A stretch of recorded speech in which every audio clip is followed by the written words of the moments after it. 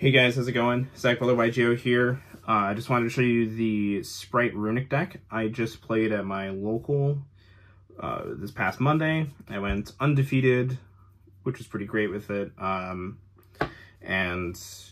yeah, just wanted to show you guys something a little different, maybe from the typical stuff this format. You know, where we've seen like Kashtira and Runick, Naturia, the Punk decks that I've been playing and stuff. I just wanted to play something different, and I'm a big fan of the Spright cards, so getting to play them again after so long was a lot of fun. So I'll just go over the deck, and we'll just kind of break down the theory behind each of the choices. Before anything else, big shout out to my friend Nick. He was the one who gave me the base list. I changed just a couple cards, and I'll explain what those changes were, as well as some updates that I probably would make going forward if I continue to play this deck, which I think I might. This deck's a lot of fun, so we'll just kind of go through it, and yeah. So first up you have, for the monsters, your 3 Spright Blues, of course, 3 Spright Jets. I know a lot of people have been playing like smaller Spright packages, but I still really enjoy having 3 and 3. I want to max out on these as much as I can. 2 Spright Red, and 1 Spright Carrot. So one thing Nick was doing was he was actually maxing out on the reds and doubling up on the carrots. The idea being that you just want to see as many Spright names as you can in each of your opening hands. I didn't necessarily like that idea because I didn't want to get clogged with too many monsters that all do the same thing.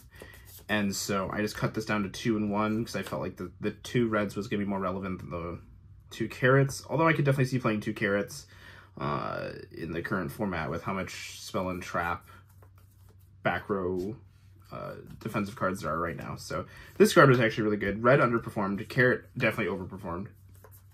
For normal summons, I played 2 Iperia and 1 Cap Shell. So one of the things initially too is that there was 3 Iperias in the deck. I cut that down to 2. I just felt like having a 3 of as well as Cap Shell just felt like too much because it actually took me over the 5 normal summons that I wanted to have, because I also have the Kiss Kill Frost and 1 Leela.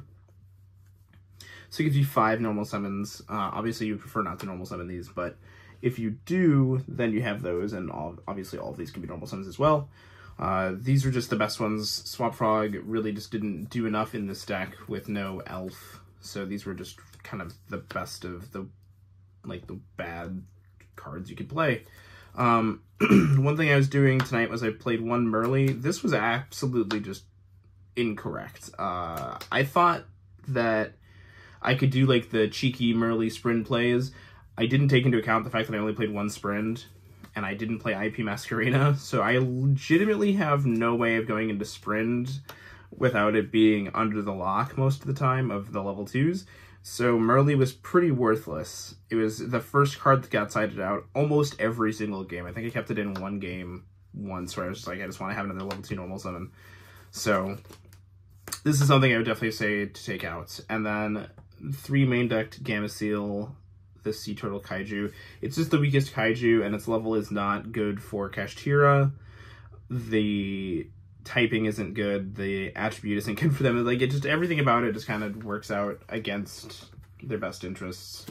So that was the monster lineup. It's very small. You're gonna notice there's like no Ash Blossoms or anything like that. You're really just looking to have as much of your engine be live as possible, and you're trying to push through with like your Iperias, Cap Shell, the Twins, and then the Sprites to kind of push you over the edge in terms of advantage. For spells, there's 3 Spright Starters and 1 Spright Smashers. That is pretty normal. I did consider a second Smashers actually, but felt like I wasn't gonna need a second removal spell that often. That would definitely be something to consider. For the Runick spells, because this is a Runick Spright pile, there's 2 Fountain, 3 Tip, of course, 3 Flashing Fire, 3 Freezing Curses, 3 Destruction, and then I played 3 Slumber. So it gives you 15, so it's just over that number to hit, seeing 2 in your opening hand at the most consistent percentage possible without having the diminishing returns. But there's none of these that I would want to cut to 2 anyway. I could definitely see myself playing more, you know, if you're cutting cards like the second cap, or the second Iperia if you wanted, or some of the extra names. And the Merly, you have room for all these extra spells to maybe get you to that ideal number for C3 spells in your opening hand. But I never felt like that was really that necessary because of the Live Twin engine. But all of these cards are great. I don't really think I need to say too much about the Runick cards in general. They're just some of the best spells that have ever been printed, honestly, in the game.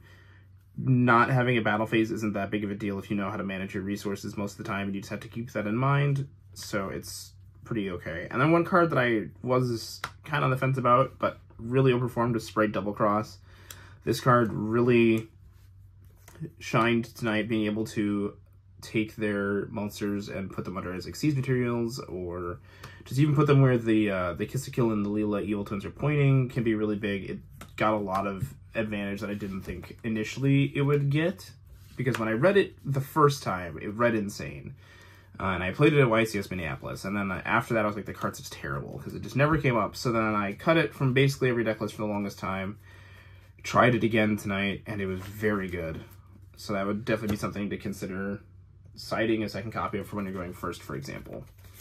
For the extra deck, you have 2 Hugin, 1 Jerry, and then 1 Dragostapelia. Again, this was for the Merly. The idea being that you could sprint after summoning Hugin, send Merly, and then fuse the Hugin and the Merly to make a Dragostapelia. That never happened, so I'll probably take that out and give myself an actual, like, useful slot, maybe a second sprint or something. 2 Gigantic Spright. This might be a card to cut to put up to 3, honestly.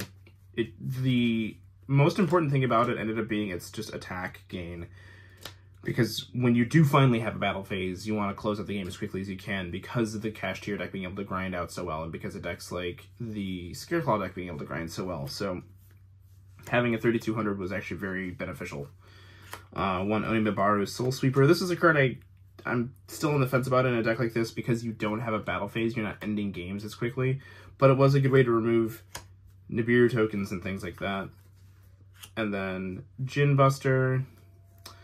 Then I played 1 Sprint, 1 Muckracker from the Underworld. That card ended up being on like basically every end board, because you would have to cycle through all of your names to do stuff, and then you could just summon this and then make a Djinn Buster by bringing back the Cap Shell and stuff like that. 1 Akashic Magician. This would have been better if I didn't misplay so much throughout the night with my zone placement. I'm not used to playing with this card anymore, so that was unfortunate. But there was at one point where I Gamma Sealed, and then I bounced my previously resummoned blue, or I previously summoned a blue on my opponent's turn, and then summoned Akashic Magician, bounced my blue, bounced my Gamma Seal, and then just got to continue extending it through that, which is pretty cool. And then 2 Evil Twin Leela and 2 Evil Twin Kill, just to go through all 4 of them. Pretty much, you know, you have to go through the like pink, blue, and then you can bring back your pink, and then you make another pink or whatever. I don't know. I don't remember exactly how that line went. Like I said, I've also legitimately, before tonight, I have never played these cards in my life, so I did not just did not realize how good these cards were. They were very powerful. Definitely a big fan of those.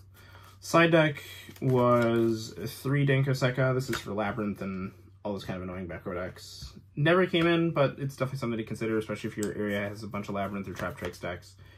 3 Nibiru for going seconds. Don't really think I have anything to say about that, other than there was one game where I Akashic Magician back a Nibiru token and then swung for game. 1 Nightmare Corruptor Ibli. This was a decision that I really liked because of Gigantic Spright being able to summon this from deck and then lock out your opponent was really good. And no one's playing around Ibli right now. They've all kind of accepted that playing around Ibli is incorrect because no one's playing Ibli. So that makes Ibli better, because then the odds of them having the way to play around it is very low.